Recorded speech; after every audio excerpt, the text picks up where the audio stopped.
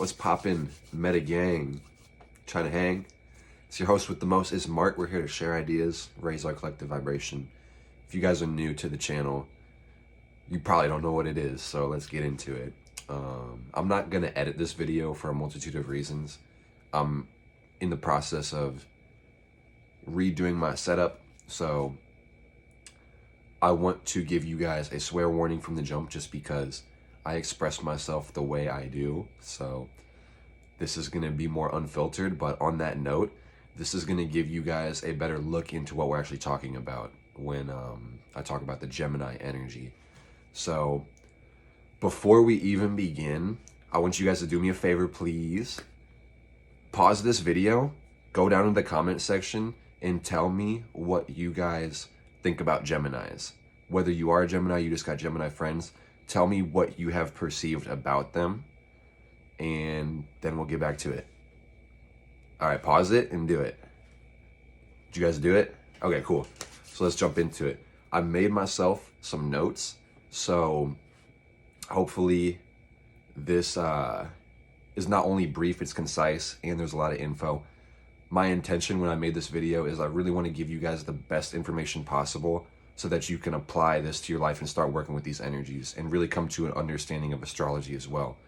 So if you guys don't know, I'm going to tell you, this is Gemini season. So basically, if you were born around now, you are a Gemini. I'm pretty sure it's like May 20th to about 1 month later, you know, that's where the Geminis are born. So basically, when we're talking about that, we're talking about the sun. So the Earth travels around the sun, and around this time of the year, this month, the sun is lighting up the Gemini constellation, if that makes sense. It's in that spot of the sky. You know what I mean? Like, obviously we spin, so there's relativity to that as well, but the sun is transiting the Gemini constellation. So when you guys are looking into astrology, what the sun really represents and what effect it has on humanity has a lot to do with what we know about the sun already. And that theme is very consistent throughout astrology. If you look at the planet and study the planet, the correspondence is absolutely so clear. Pardon me. So we talk about the sun. What are we talking about?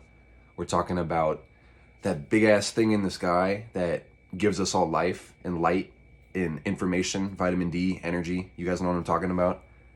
If you don't, you probably been dead, because we need that shit for life. So on another note, what's most important about the sun when you guys study astrology and try to apply this to your own life is the sun represents your conscious awareness. So this is what we are paying attention to in one way, shape, or form. So what this means, we're paying attention to the Gemini energy. This is where our conscious awareness is. So when I talk about the Gemini energy, I want you guys to understand that every zodiacal sign can be categorized via element and modality. So when I'm talking about the elements, I'm talking about the four alchemical elements. So we've got fire, water, air, earth.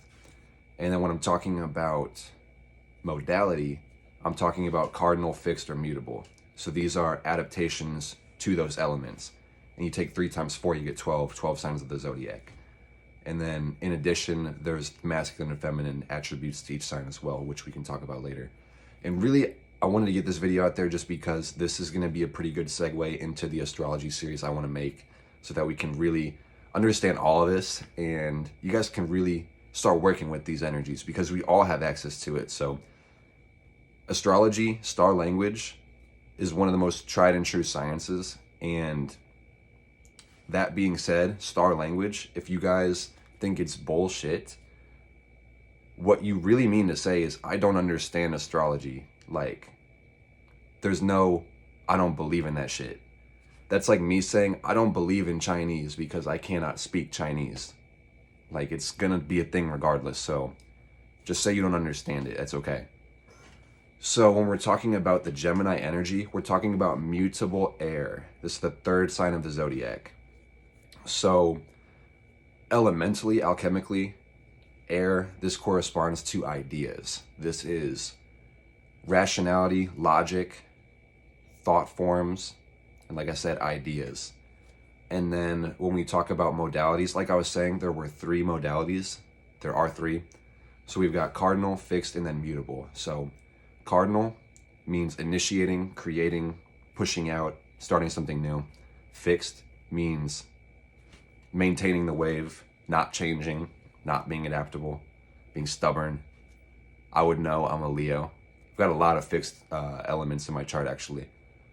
And mutable, this is being changeable, adaptable. This is the end of the wave, when the new wave is about to come. This is, like I said, adapting to other energies and dissolving in a way, because the new wave's coming. So we're talking about mutable air. So we're talking about being adaptable, being changeable in our thoughts and our ideas, and our rationality and our logic, the left brain, the squares. That's what I'm talking about. So the shape of the constellation, that pertains to the twins, and this means like having conflicting ideas, or just having 2 different things. And this is probably why the Gemini get this stigma of being like completely insane, I guess is a good word. Like they flip-flop between ideas and they're just like all over the place, is because the Geminis, when you have that element in your natal chart, you really have to adapt to all these ideas. You think everything and you talk a lot, you know? Geminis are the best storytellers. So before I even go further, shout out to my Geminis. If it's your birthday, happy fucking birthday. Shout out to my dad, my favorite Gemini. Shout out to Tyler, Dylan, Asia, Hannah. Got a lot of Geminis in my life. I love all you guys. But you guys are going to notice through this month, like just take this information and pay attention, and you're going to notice this is a theme for yourself. So because the Gemini energy is what we're forced to be consciously aware of, you're going to notice you're thinking a lot more. Everybody's thinking a lot more. You're talking a lot more. You're expressing yourself a lot more. Gemini energy is the energy of me ghosting you guys for 6 months and then deciding now is the time that I got to make a video and talk to you guys. You get what I'm saying? Like, we're not going to get political about this, but I just want to say I am so glad to see people being vocal about all the civil injustice going on right now. That is so amazing. But again, civil injustice aside, watch everybody speak their truth right now and then give you their logic, give you their rationality, and tell you what they think about things, because that's the Gemini energy. And this is a segue into my next point. Gemini is ruled by Mercury, which is one of the closest planets to the sun. This rules over the 3rd house, which is where the Gemini constellation rules over, same energy. So we talk about the planet Mercury. This one, a lot of the times, because it's so close to the sun, shares the same angle as the sun. So a lot of times it's in the same element or the same sign. So when we talk about Mercury, this refers to our thoughts and our ideas in the way we express ourselves. That's what Gemini is. So when we look at the solar system from a broad perspective, we're talking about the throat chakra when we talk about Mercury, and when we talk about the sun, we're talking about the solar plexus. And I want to reference a book to you guys really quick, The Kabbalion. These are the 7 hermetic laws of the universe. So when I'm talking about the sun representing the throat chakra, blah, blah, blah, this is the principle of correspondence, as above, so below. And then also cause and effect when we look about astrology, because chance, this is just a term for a law that hasn't been discovered yet. So I would definitely recommend you guys get a copy of this book, just so you can kind of understand and apply astrology better to your life. You don't even have to buy this book.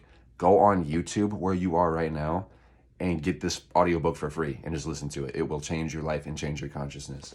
So that being said, we've already covered Mercury, we've covered the sun. This is why people are more expressive right now. This is why you need to get your ideas out. And this is why you are overthinking a lot right now, is because you are forced to react and respond to everybody's ideas. So you better figure out how to be mutable, or else you're going to be gone with the wind, my guy. So journal, meditate, clear the air. If you haven't smudged in a while, you probably need to smudge if you're in your space and you're just getting run through by ideas, you know? That's what it is. So other than that, when we talk about the third house, I guess this is really my last point when we're talking about astrology and the Gemini energy, is that every spot in the sky pertains to a certain house. We live on a 360 sphere. So you chop it up into 30 degrees apiece. There's 12 houses as well, and those correspond to the zodiacal signs. And then Gemini corresponds to the third house. So when we talk about houses, these are aspects of human life. And because we're only three, we'll go into all of the ones preceding it. So we look at the first. This is your sense of self, you know, identifying as an individual. Second would be your needs, what you have to sustain your life, not just food, water. This would be money, all things like that, of that nature. And then 3, this pertains to your environment. This is the energy we're going through right now. So this is having your needs and stuff covered and knowing your sense of self. So now you can start expressing those ideas out there, and then you can start forming logic about the things in your environment. So when we talk about third house, this talks about our ideas, our communications with other people. This is also our commutes to our work, short-term commutes, the people that we see every day in our environment. That's the third house energy. So like I said, because the sun and Mercury are often conjunct, not only are we forced to react and respond and be aware of this energy, we're thinking about it and we're speaking about it as well. So I hope that gave you guys a pretty good understanding of what the Gemini energy is all about. If you guys are new here, please smash that subscribe button, run that shit up, drop me a like. And if you guys want a better understanding of astrology and want me to look at your own natal chart, click the link in the bio and I'll give you guys a reading. So that being said, I appreciate you guys' time. Have a wonderful day and try not to think too much, because that's what this energy we are dealing with is all about. So you guys stay blessed, okay?